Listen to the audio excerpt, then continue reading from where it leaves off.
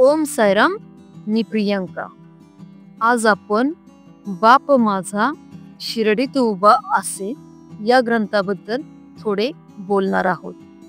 बाप माझा शिर्डीत उभा असे हा ग्रंथ 108 सिद्ध श्री उद्धवेश रानडे उर्फ साईसूत श्यामदास यांच्या जीवनावर आधारित आहे. हा ग्रंथ लेखक कुमुदचंद्र दत्तात्रय गडकरी यांनी लिहिलेला आहे. बाप माझा शिर्डीत उभा असे हे उद्गार श्री उद्धवेश रानडे, जे स्वतःला साईसूत श्यामदास असे म्हणत असत, त्यांचे आहेत. आपण साई सानिध्यातील अनुभवांचा ठेवा या मालिकेअंतर्गत श्री तरखडकर, दादासाहेब खापर्डे यांचे अनुभव वाचलेले आहेत. आज आपण गुरुवर्य साईसूत श्यामदास यांना साईबाबांचा लाभलेल्या सहवासाविषयी आपण आज जाणून घेणार आहोत. बाप माझा शिर्डीत उभा असे हा पूर्ण ग्रंथ जर आपण साई भक्तांना ऐकवायचं असेल तर तुम्ही तसे मला कमेंट मध्ये सांगा. ओम साईराम. साईबाबांची अत्यंतिक निकटता लाभलेली, साई कृपेचा प्रसाद प्राप्त झालेले, पण हेमाडपंत व दासगणूंच्या लेखनात त्यांचे नाव राहून गेलेले एक साई भक्त म्हणजे मध्य प्रदेशात नर्मदेच्या काठी खेडीघाट येथील श्याम साई सदनचे संस्थापक श्री उद्धवेश रानडे. मूळचे कोकणातील, पण साई आदेश म्हणून त्यांनी नर्मदे काठी राहून साई भक्ती प्रचार कार्य केले. खुद्द साईबाबांनी त्यांना श्याम हे नाव दिले होते व तेच नाव त्यांनी पुढे कायम लावले. ते बाबांना आपला पिता मानत व स्वतःच साई सूत म्हणत. ही अशी बरीचशी अपरिचित माहिती प्रस्तुतच्या बाप माझा शिर्डीत उभा असे या ग्रंथाद्वारे वाचकांना मिळते. श्री उद्धवेश उर्फ साईसूत श्यामदास यांचे जीवन व कार्य याविषयी माहिती देणारा हा संकलन ग्रंथ म्हणजे एक प्रकारे श्री साईबाबांच्या आगाध माहितीचे अक्षर दर्शन आहे. श्यामदास यांचे अवघे जीवन साईमय व साईंनाच समर्पित होते. अशा साई भक्तांचे मध्य प्रदेश राज्यातील खांडवा जिल्ह्यातील खेडीघाटच्या श्री श्याम साई सदन श्री संस्थान या नावाने ग्रंथरूपाने केलेले आहे.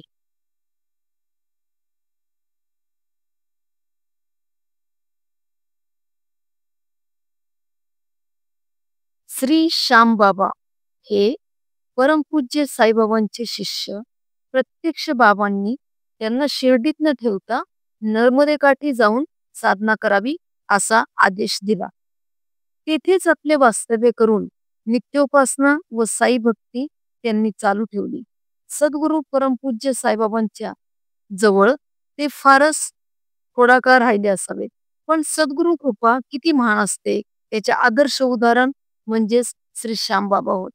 मानवी जीवन पाहणे, देवदर्शन घेणे यासाठी त्यांनी भरपूर यात्रा केल्या. जिथे जिथे ते जात तिथे तिथे त्यांना अजब साई लीला अनुभवायस मिळाल्या. ज्योतिर्लिंगाच्या ठिकाणी, शिवलिंगाच्या ठाई प्रत्यक्ष परमपूज्य साईबाबाच त्यांना दिसत. तेरे कदम के जहां भी निशा मिले मुझको, कसम खुदा की वही सर को झुका लिया. तेरे कदम के जहां भी निशा मिले मुझको, कसम खुदा की वही सर झुका लिया मैंने. हीच भावना श्री श्यामबाबांच्या मनी सातत्याने राहिली होती. अशा एक थोर साई भक्त श्री श्यामबाबा यांचे चरित्र लिहिण्याचा अट्टहास व खटाटोप गडकरी यांनी केला. यातच गुरु शिष्य परंपरेची जाण येते. मध्य प्रदेशातील मालवा इंदोर पासून 60 किलोमीटर अंतरावर असलेल्या नर्मदा तटावर बसलेल्या खेडीघाट म्हणजे मोरटक्का येथील परमपिता श्री साईश श्री सदन या ठिकाणी जरूर जरूर जावे. या श्री सदनात पिताश्री साईबाबा आणि श्री उद्धवेशची रानडे साईसूत शामदास म्हणजे वडील साईबाबा आणि त्यांचा मुलगा साईसूत शामदास या पितापुत्रांचे साक्षात्कारी दर्शन आपल्या त्या सदनामध्ये श्री सदनमध्ये घडते. जो आनंद शिर्डीत मिळतो तो तेथे मिळतो. याची साक्ष श्री सदनात गेल्यावर आजही मिळते. जे जे मज भेटती संत ते ते माना चवे साई समर्थ बाप माझा शिर्डीत उभा असे. ही दासगणूंची शिष्यबोधातील ओवी. येथे श्री सदनात गेल्यावर श्री दासगणूंनाही अनुभूती देऊन गेली याची नोंद खुद्द श्री उद्धवजींनी श्री दासगणू महाराज खेडीघाटला गेले असताना "अहो आपण आपल्या बापाच्या घरी आला आहात, आत या ना" असा आवाज उद्धवेशजींना द्यावासा वाटला. त्याची नोंद श्री कुमुदचंद्र गडकरी यांच्या वडिलांच्या डायरीत लिहिलेली पाहावयास मिळाली. श्री उद्धवेश बुवा उर्फ श्री साईसूत शामदास यांना आता गुरु भेटीचा ध्यास लागला. ते कसे, कधी, केव्हा भेटतील याची सतत चिंता लागली. त्याबरोबर तीर्थयात्रा चालू होत्या. काशी वृंदावन यात्रा झाल्या. इसवी सन 1904 मध्ये श्री क्षेत्र रामेश्वर यात्रा करून वराडातून पायी जात असता शेगावास गजानन महाराजांचे दर्शन झाले. श्री गजानन महाराजांनी तुझा गुरु पश्चिम दिशेसच भेटेल असे सांगितले. पुढे शिवाली गावी हरिहरबुवांची गाठ पडली. हे ग्रस्त मौन पाळून असत व हरिहर या शब्दाशिवाय दुसरा शब्दच तोंडातून काढीत नसत. याच गावात एका पाटलाने एक खास्ट खोडकर असा घोडा श्री श्याम बाबांना बसावयास दिला. मौनी हरिहर बुवास श्री उद्धवेशांनी मोक्षगुरु कसा व कोठे भेटेल असा प्रश्न केला. खुनेने व लेखाने यांनी पश्चिम दिशेस जाण्यास सांगितले. पंढरपूर आदी क्षेत्रे पाहत नगर जिल्ह्यात बेलापूर गावी केशव गोविंद या साधू पुरुषाच्या समाधीचे दर्शन घेऊन पुढे कोपर गावी श्री गौतमी गंगेवर स्नान वगैरे करून पुढे जावे असे श्री उद्धवेशांचे आणि बरोबरीच्या मंडळींचे ठरले होते. तो पाय रस्ता शिर्डीवरूनच जात होता. शिर्डीत एक साधू राहतात, त्यांच्या दर्शनाचा लाभही अनायासे होईल असे श्री उद्धवेशांच्या मनात आले. श्री केशव गोविंदाचे समाधीचे दर्शन आदी विधी बेलापुरास उरकून बरोबरीच्या मंडळींना तुम्ही पुढे चला, मी येथे एक साधू महाराज आहेत, त्यांचे दर्शन घेऊन लवकरच येतो असे सांगून श्री उद्धवेश शिर्डीत गावाबाहेर भाबळवनात आले. घोडे सगळं भाबळीच्या झाडास बांधून त्याचे पाय मागील बाजूने बांधले, कारण रस्ता रहदारीचा होता व जनावर खट्या उगीच दुसरेच इजा होऊ नये असा विचार. घोड्यास बांधत असता एक फकीर हातात पत्र्याचे टंबरेल घेतलेला इकडे तिकडे हिंडत होता.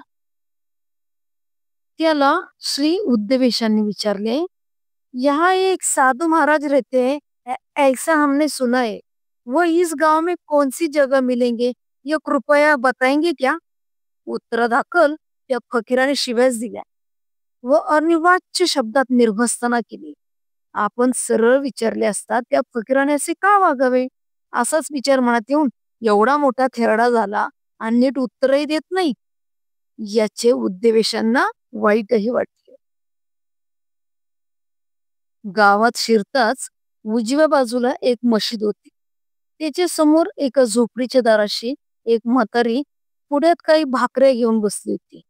तिला उद्धवेशांनी विचारले की येथे एक साधू महाराज राहतात, ते कोठे भेटतील? तेव्हा ती म्हातारी म्हणाली, ते या मशिदीत राहतात व आता परसाकडे गेले आहेत. उद्धवेशांनी पुन्हा विचारले की त्यांना यायला किती वेळ लागेल? त्यावरती म्हातारी म्हणाली, ते काही सांगता येणार नाही. उद्धवेशांच्या मनात आले की हे साधू महाराज मशिदीत कसे राहतात. नंतर मनात असे आले की ते कोणी मुसलमान अवलिया असतील. त्यांनी म्हातारीला पुन्हा विचारले की महाराज कसे दिसतात, त्यांचा वेश काय, त्यांना ओळखावे कसे? तेव्हा तिने सांगितले की त्यांच्या अंगात पांढरी कफनी, डोक्याला फडके व हातात एक टंबरेल अशी मूर्ती रंगाने गोरी अशी आहे. मी त्यांच्याकरता भाकरी घेऊन बसली आहे. आता ते लवकरच येतील. उद्धवेश बुवा वाट पाहत उभे राहिले. मनात विचार चालू होते की म्हातारीने केलेल्या वर्णनावरून साधू महाराज मुसलमान वाटतात आणि ही मराठीची बाई त्यांच्याकरता भाकरी घेऊन बसली आहे. हे धड काही समजत नाही. महाराज कधी येतात असा विचार करीतच ते मशिदीपाशी गेले आणि डोकावून आत पाहू लागले. मशीद तशी जुनी व मोडकळीस आलेली अशी होती. आवारात काही कचरा होता, परंतु आतील भाग एकदम स्वच्छ होता. एक धुनी दिसली. एका कोपऱ्यात चूल, पाण्याचे मडके, धान्य दळण्याचे जाते व आणखी काही जिन्सा तिथे पडल्या होत्या. 2-4 मातीच्या तेलाचे दिवे, तेलाची भांडी अशा बऱ्याच विस्मयकारी वस्तू तेथे दिसल्या. उद्धवेशांनी विचार करत बराच वेळ वाट पाहिली. म्हातारीने वर्णन केले असे ग्रहस्थ तर आपल्याला गावात शिरतानाच भेटले, पण आपण त्यांना दूषणच दिले. हे वाईटच झाले.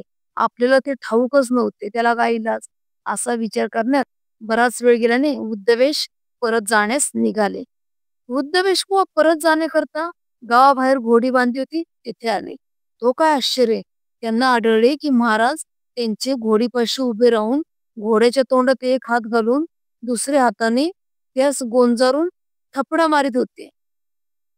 हे पाहून द्रोणच उद्धवेश ओरडले म्हणाले, महाराज ते जनावर खोडकर आहे, आपणास चावेल, आपण बाजूला व्हा. असे बोलून उद्धवेश जवळ गेले. महाराजांच्या पायावर डोके ठेवले व स्वस्थ उभे राहिले. तरी महाराजांची क्रिया चालूच होती.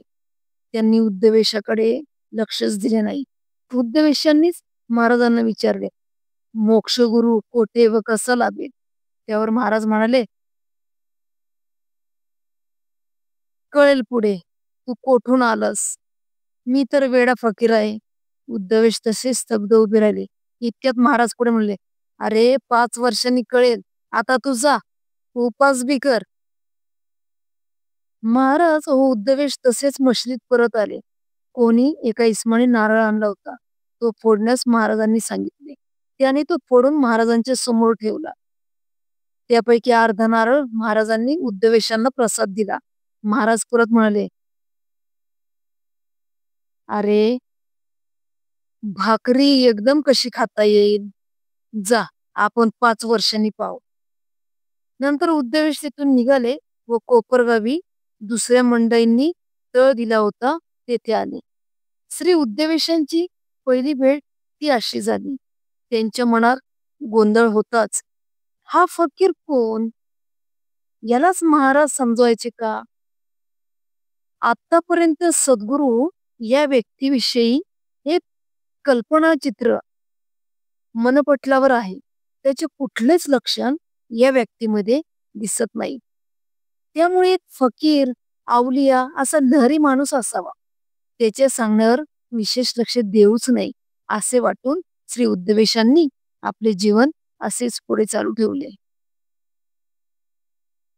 परंतु मधून मधून परत परत फकीराच्या भेटीची इच्छा त्यांच्या मनात येत राहिली आणि भेटीची उत्कंठा वाढत गेली.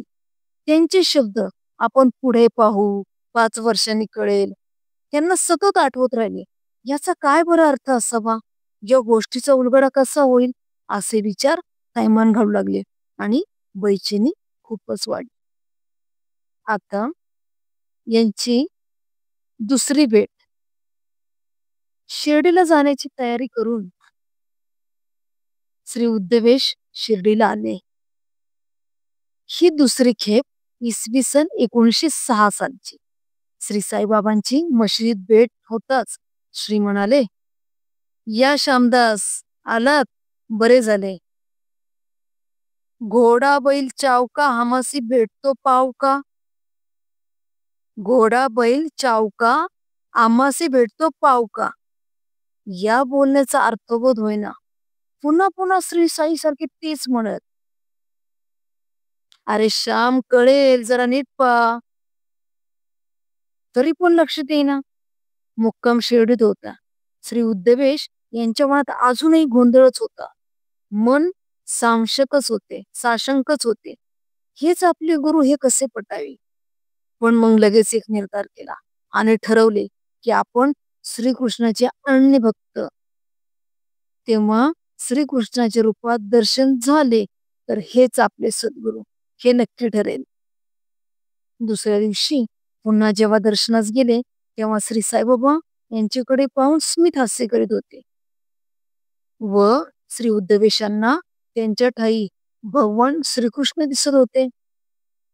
प्रथमतः आपणास भास झाला असे वाटून परत नजर लावून पाहिले तर परत तेच दर्शन.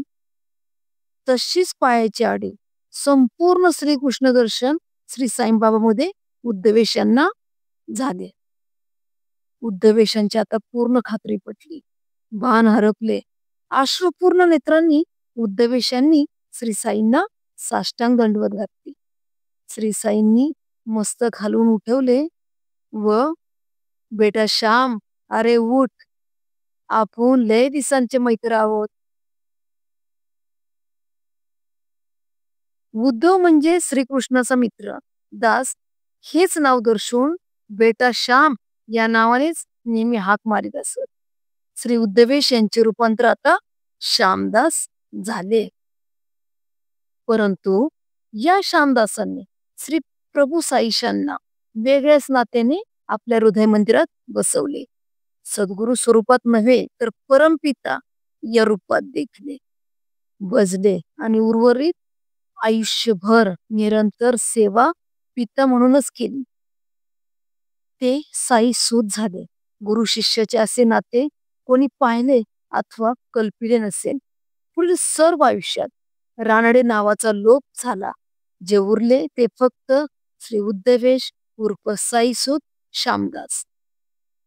पुत्राने पित्याचा आदर ठेवून त्यांच्या आज्ञेत राहावे अशीच वर्तणूक श्री उद्धवेश यांची सतत दिसत असे. माझे परमपिता, मी त्यांचे एक वेडे पोर आहे, हेच शब्द नेहमी ऐकण्यास मिळत. त्यांच्या लिखाणातूनही वारंवार हेच प्रतिपादित केलेले मिळते. एकदा श्री साईंनी श्री व्यास यांच्याकडून श्रीकृष्णाच्या बऱ्याच तसबिरी आणवल्या. त्यातील श्रीकृष्ण मुलांच्या अंगावर उभं राहून लोणी चोरीत आहे अशी एक तसबीर पसंत केली आणि म्हणाले, आपण बी पोर आहोत, आपल्याला चोरी करायला लय आवडते. मग पोराच्या पोराने श्री साई हे श्रीकृष्णाचे पोर तर साई सूत श्यामदास हे पोराचे पोर म्हटले. पुढे एक भजन आहे. थोरा तर थोरा श्री साई पोरा, नसुनी गोरा करीसी पसारा, मने चोरीसी जे मिळे ना रुकारा, त्रिगुणांत येऊनी तू निर्विकारा. कृष्णावतारी दहीदुध चोरी, रामावतारी हनुमान भारी, संकल्प विकल्प शमुनी सारी, प्रभो दयाळा भवरोग हारी. जरीन मनी घेसी मज कोण बापा, आसे या जगी मारू कवनासी हाका. तव नाम तव ध्यान निवारी पापा, जाणून हृदयी वसे तू माई बापा. तू माता, तू पिता, तूची सका भ्रांता, तू कुलदेवता वंश पारंपारी. असे श्री साईंचे स्वरूप घेऊन श्री उद्धवेश उर्फ साईसूत श्यामदास यांनी अनेक तीर्थयात्रा केली. साईसूत श्यामदास म्हणून घेऊन सर्वत्रांना हीच आपली ओळख करून देत असत. यात्रेच्या ठिकाणी लिंगार्चन, लघुरुद्र केले. लिंगार्चने आधी किती एक केले याची तर गंतीच नाही. काव्याचा व्यासंग असल्याने अनेक पदे, भजने, आर्या सप्तके केली. या सर्वात श्री साईंचे गुणगानच असे. परमपिता श्री साईंश यांना ते कधी क्षणभरही विसरले नाही. त्यांचेच कृपा आशीर्वाद महाप्रसाद घेऊन ते सर्व दूर जात असत. भक्त रक्षणार्थ श्री साई कसे धावून येतात याचा अनुभव पदोपदी घेतला. अशा तीर्थयात्रा करीत असतानाच वेळोवेळी परमपितेच्या दर्शनास शिर्डी येणे नियमित होत असे. बाबांशी त्यांची आता तिसरी भेट. इसवी सन 1910 मध्ये श्री साई सूत श्यामदास शिर्डीला आले. या खेपेस तेथे 10-12 दिवस राहणे झाले. येथून पुढे श्री श्यामबाबा प्रत्येक एकादशीस एक पत्र श्री साई चरणी टपालाने पाठवित असत. त्यात मनातील सर्व विचार आणि घराणी मोकळेपणाने लिहिलेले असत. श्री साईंच्या मानवी अवताराच्या समाप्तीपर्यंत श्री श्यामदास यांनी पत्रे पाठवण्याचा नियम ठेवला. परमपिता सद्गुरू श्री साईबाबा हे भक्तांकडून रुपये मागून घेत असत. प्रत्येक भेटीच्या वेळेस ते रुपये मागित असत, परंतु सर्वच भेटणाऱ्याकडून घेत नसत. ज्यांच्यावर विशेष कृपादृष्टी असे अशा व्यक्तीकडूनच रुपये मागून घेत असत. एकदा एक रक्कम मागितली की तेवढीच पुढे प्रत्येक भेटीच्या वेळी न चुकता मागितली जायची. एखाद्याने एखाद्या वेळी नाही दिली तर कधी राग धरीत नसत. त्यांच्या मनात असे की त्या व्यक्तीने विचार करावा आणि विचारावे की श्री साईबाबा ही रक्कम का मागतात. श्री रघुनाथ भास्कर पुरंदरे यांच्याकडून श्री साईंश नेहमी 2 रुपये मागून घेत. श्री पुरंदरे यांना प्रश्न पडे की श्री बाबा नेहमी 2च रुपये का मागतात. एकदा त्यांनी श्री बाबांना विचारले की 2 रुपये मागण्याचा अर्थ काय आहे. श्री साईबाबा म्हणाले की हे 2 रुपये नाहीत, हा पहिला रुपया तुझी श्रद्धा आहे आणि हा दुसरा तुझ्या सबुरीचा आहे. श्री पुरंदरे म्हणाले की हे तर मी तुम्हाला आधीच दिले आहे. श्री बाबा यावर म्हणाले की तू खोटे बोलत आहेस, तुझा विश्वास अजूनही अर्धवट आहे. नेहमी सत्यच बोलावे, सत्य बोलून आज्ञाधारक असावे. आयुष्यभर तू या नियमाने वागलास तर मी तुझे जवळच आहे हे नेहमी ध्यानात ठेव. इसवी सन 1910 दुसरी खेप. एकदा प्रभू पिता श्री साईंश यांचा एक दात व एक धाड पडली. कैलासवासी श्री काकासाहेब दीक्षित यांना दात दिला आणि धाड श्री श्यामदासांना दिली. ती धाड त्यांनी एका चांदीच्या डबेत घालून ठेवली आणि शेवटपर्यंत सांभाळली. त्यांना योग्य वाटेल त्यावेळी त्यावर ते अभिषेक करीत असत. श्री साईंशांची पुण्यतिथी विजयादशमीच्या दिवशी धाडेवर अभिषेक होतच असे. म्हणजे विजयादशमीला धाडेवर अभिषेक केला जात असे. चौथी भेट इसवी सन 1912. मनुष्याच्या ठिकाणी परस्पर विरोधी अशा कितीतरी भावनांचे विलक्षण मिश्रण झालेले असते. त्यांच्या बुद्धीमध्ये संशयाचे कल्लोळ उठत असतात. श्री श्यामबाबांची स्थिती अशीच होत असे. त्यांची बुद्धी आणि अंतःकरण यांच्यात नेहमी झगडा चाले. ही स्थिती सर्वच मनुष्यांची होत असते, परंतु अंतःकरण जर नेहमी अध्यात्म भावनांनी ओतप्रोत भरलेले असेल तर सद्गुरु कृपेने शंकेखोर वृत्ती नाहीशी होईल. श्री श्यामबाबांचे एकदा असेच झाले. त्यांच्या शंकेखोर मनाने एकदा असाच त्यांच्या अंतःकरणाचा छळ चालू केला. मनात अशा प्रकारचे तुफान घेऊनच ते शिर्डीस आले. यावेळी शारीरिक आणि मानसिक दृष्ट्या त्यांची स्थिती अतिशय शोचनीय झालेली होती. त्या विकाराने त्यांना डोकेदुखी होत होती. अशा स्थितीतच सकाळच्या वेळी ते शिर्डीस पोहोचले.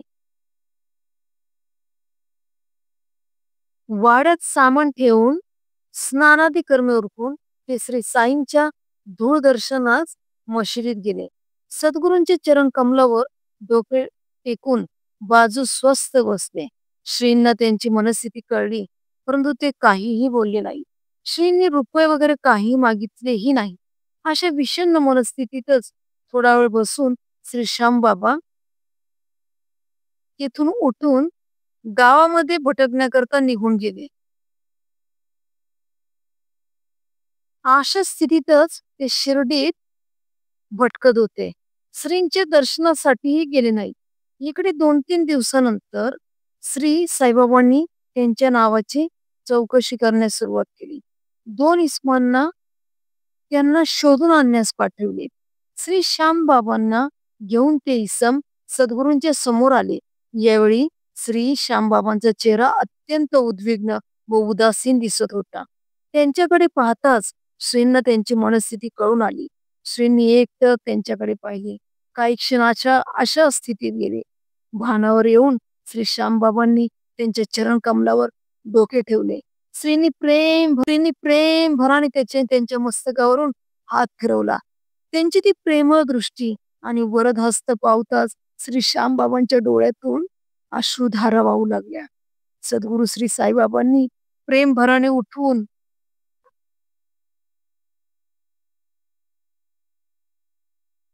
सद्गुरु श्री साईबाबांनी प्रेम भराने उठवून, "अरे, असे बेड्यावानी करू नये.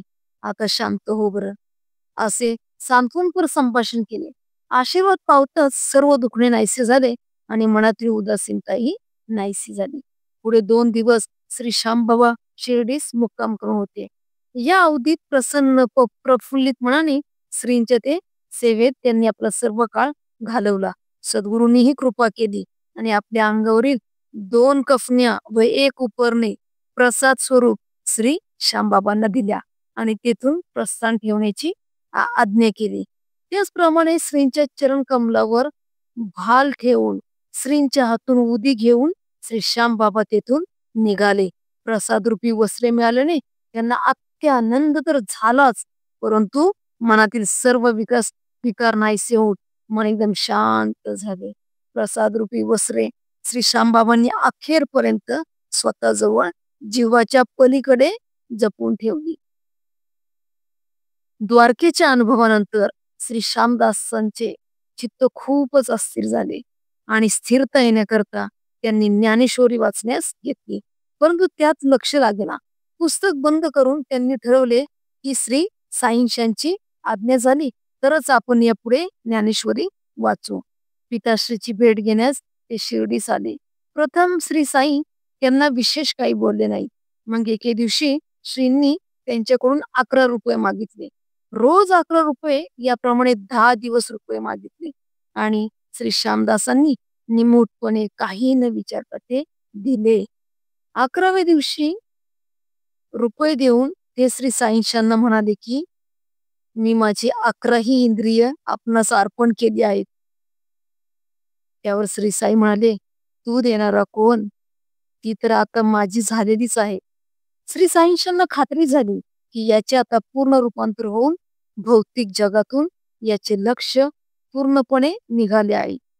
प्रभू पिताश्रींनी श्री श्यामदासांना आज्ञा केली की जा बापूसाहेब जोग यांच्याकडून एकनाथी भागवतात व ते वाच.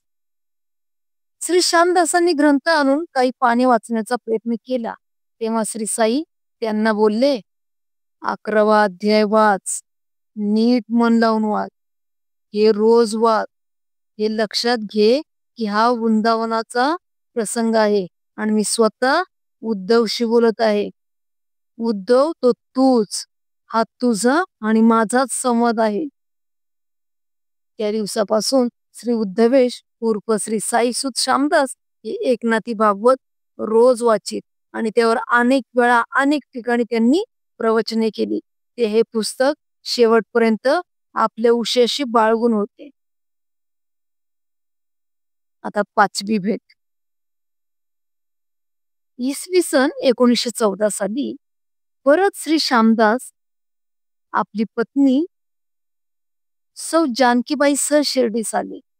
हे येणे मकर संक्रांतीच्या सुमारास झाले.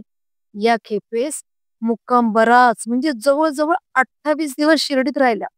या मुक्कामाची समग्र हकीकत आणि संक्रांतीविषयी जी श्री साईबाबांशी झालेले संभाषण श्री श्यामबाबांनी स्वतःच लिहून ठेवलेले आहे. या आलेखावरून त्या काळचे शिर्डी येथील वातावरण, प्रभू गुरु श्री साईंशांचा दिनक्रम, चालणे, वागणे, बोलणे याची पूर्ण आपल्याला कल्पना येते.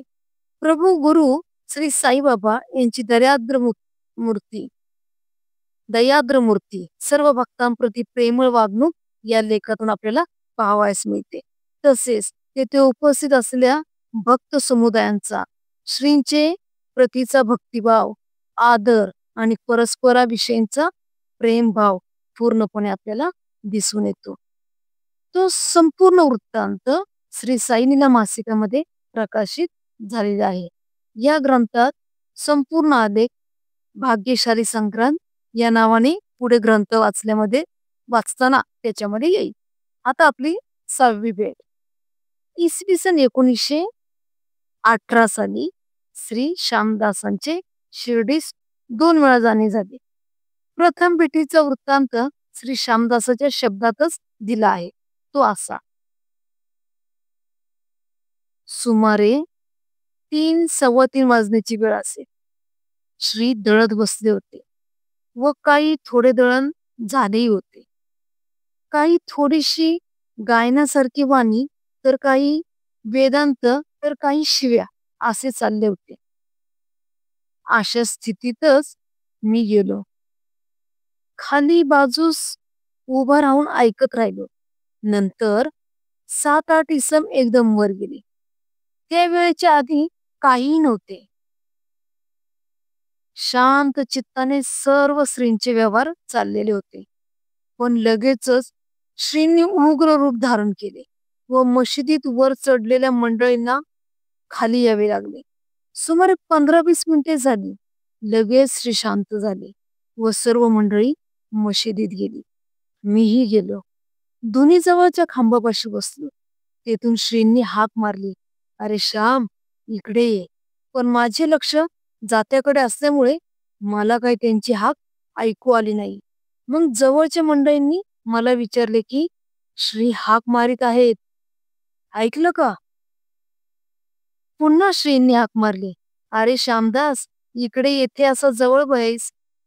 श्रींचे जिथे बडी फकीर बाबा बसत तेथे त्यावेळेस श्री सानिध्य सेवेत सौ लक्ष्मीबाई, तात्या पाटील, बापूसाहेब जोग, बाळा शिंपी, माधवराव देशपांडे व इतर मंडळी होती. मी जरा वरच पण उजव्या बाजूस बसलो. श्रींनी आपल्या अमृतमय कराने माझा हात ओढून अगदी जवळ ओढून घेतले. "अरे लांब कशाला बसावे, जवळ बसावे, गोड बोलावे." मी म्हटलं, "बर." मी म्हटलं, "बाबा, तुम्ही मला समक्ष तर फार दिवसांनी बोलवता, असे का?" यावर श्री म्हणाले, "अरे, तू तर दर 15 दिवसांनी माझ्या जवळ येतोस व थोडा वेळ राहतोस आणि म्हणतो बोलवीत नाही." मला तर बाबांच्या ह्या म्हणण्याचा अर्थ काही कळेना. मी म्हटले, "बाबा, उगीच काहीतरी म्हणता झालं." यावर श्री तसेच एका समोर बसलेल्या इसमास म्हणाले, "तू सांग बरं." मला इतके काही पुरेसे आठवत नाही, पण ते गृहस्थ बाळा शिंपी असावेत. मग उलगडा माझ्याच मनाने झाला की दर महिन्याच्या प्रत्येक एकादशीस श्रीचरणी घाराने व पत्र टपालाने सतत पाठवण्याचा माझा नियम श्रींच्याकडे होता. ह्या 6व्या खेपेस मला पक्के आठवते की मी श्री बाबांना प्रश्न केला की, "बाबा, हे जाते कशाला ठेवले आहे व ते दळावायचं काय कारण असावं? आपण दळता का बरं?" यावर श्री म्हणाले, "इथे जे येतात त्यांचं मला दळावं लागतं बरे." आहा, काय ही वाक्य! की आमच्याकरता श्रींना किती कष्ट पडतात. आमची संचित क्रियमानेही चक्रासारखी फिरत असून आम्हास होणाऱ्या यातना व इच्छा अधिक सर्व क्रिया यांच्या पायी आम्ही मानवासाठी सद्गुरु शिन्ने पडते, हेच खरे. पुनरुपी जनन मरणाचा फेरा चुकवण्याची शक्ती एका सद्गुरूशिवाय कोणासही नाही. नंतर उद्देश बुवांनी श्रींचा निरोप घेतला. शेवटची भेट. आता आहे ती शेवटची भेट. उद्धवासी म्हणे श्रीकृष्ण, "रायासी सांगोनी ब्रह्मज्ञान, जाहले देखोनी समाधान." राजा धावोनी लागला चरणा, परम प्रेमे करी पूजना. करोनिया प्रदक्षिणा, मागुता चरणा लागला. जाय ऐसे न बोलवे सर्वथा, राहे म्हणता न दिसे स्वामिता. वियोगू न साहे तत्वता, बोलू सर्वता खुंटला. ते देखोनीस अवस्था, कृपा उपजली श्रीदत्ता. हात ठेवूनी माता, प्रसन्नता उपजली.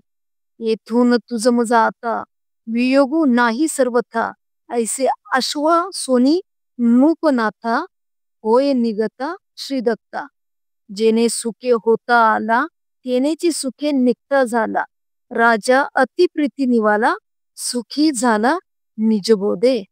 हे सार्थ श्री एकनती भागवत अध्याय 9 श्लोक 32 ओवी संख्या 469 ते 74 मधील आहे. ह्याचा भावार्थ असा आहे की श्रीकृष्ण उद्धवाला म्हणाले, ह्याप्रमाणे राजाला ब्रह्मज्ञान सांगून त्याचे समाधान झालेले पाहून तो कोण अवधूत त्याला विचारून जावयास निघाला, तेव्हा राजाने धावत जाऊन त्याचे पाय धरले आणि मोठ्या प्रेमाने त्याची पूजा करून त्याला प्रदक्षिणा घालून पुन्हा त्याच्या पायावर मस्तक ठेवले. जा असे त्याला मुळीच म्हणविना व राहा म्हणावे तर स्वामित्व दाखवल्यासारखे होते आणि वियोग तर दुस्सह वाटू लागला. त्यामुळे बोलणे सर्वतोपरी खुंटले. ती त्याची अवस्था पाहून श्री दत्तात्रयाला करुणा उत्पन्न झाली आणि त्यांनी त्यांच्या मस्तकावर हात ठेवून प्रसन्न मुद्रेने सांगितले की आजपासून तुझा व माझा कधीच वियोग होणार नाही. असे त्या राजाधिराजाला आश्वासन देऊन श्री दत्तात्रय निघाले. जितक्या आनंदाने ते आले होते तितक्याच आनंदाने ते निघून गेले. राजा अत्यंत प्रेमाने समाधान पावला आणि निजात्मबोधाने निरंतरचा सुखी झाला. अगदी अशाच प्रकारचा अनुभव श्री उद्धवेश उर्फ साईसूत श्यामदास यांना आला. इसवी सन 1918च्या उत्तरार्धात एकदा शिर्डी सद्गुरूंच्या भेटीस गेले. या खेपेस त्यांचे मन उद्विग्न उदासीन असे झालेले होते. कारण नसताना असे का व्हावे हे त्यांच्या काही ध्यानात येईना. मनाची विलक्षण स्थिती झाली होती. श्री सानिध्यातच बसून राहावे, येथून जाऊच नये असे सारखे वाटत होते. तशाच अवस्थेत श्रींच्या चरणावर भाल ठेवताना श्री श्यामदासांना अक्षरशः रडूच कोसळली. परमपिता सद्गुरू श्री साईंश आता आपल्याला परत बोलावणार नाहीत असे वाटून त्यांनी विचारले, बाबा लवकरच पुन्हा बोलवाल ना? एवढे शब्द सुद्धा मोठ्या कष्टाने उच्चारले गेले. पुढे बोलणेच खुंटले. श्यामदासांची ती अवस्था पाहून श्रींना दया आली. मोठ्या प्रेमाने उदी देऊन डोक्यावरून हात फिरवून श्री म्हणाले, अरे वेड्या, मी तुझ्या संगत आहे. आल्ला राम भलेच करेल. अतिशय जड अंतकरणाने श्यामदासांनी पुन्हा श्रींच्या चरण कमलावर आपले नमन केले आणि जाण्यास निघाले. मशिदीच्या फाटकापाशी पोचून परत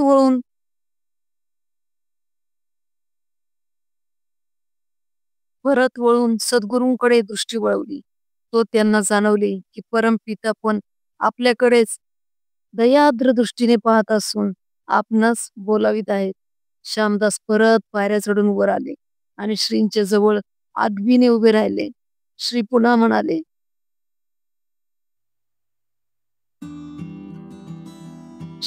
म्हणाले, आता आपल्याला शिर्डीस परत यायचं नाही बर का. तिकडच नर्मदा किनारी असावे. तरी मी तुझ्या संगत सदैव राहीन. समजलं का? बरे आता जा. पण तू आता यात्रेला जाणार का? मंडळींना भेटणार? श्यामदासांनी यावर उत्तर दिले की अजून काही ठरवले नाही. दर महिन्याच्या एकादशीस श्रीचरणी टपराने पत्र पाठवून घाराने क्षम कुशल कळवण्याचा श्यामदासांचा नियम होता.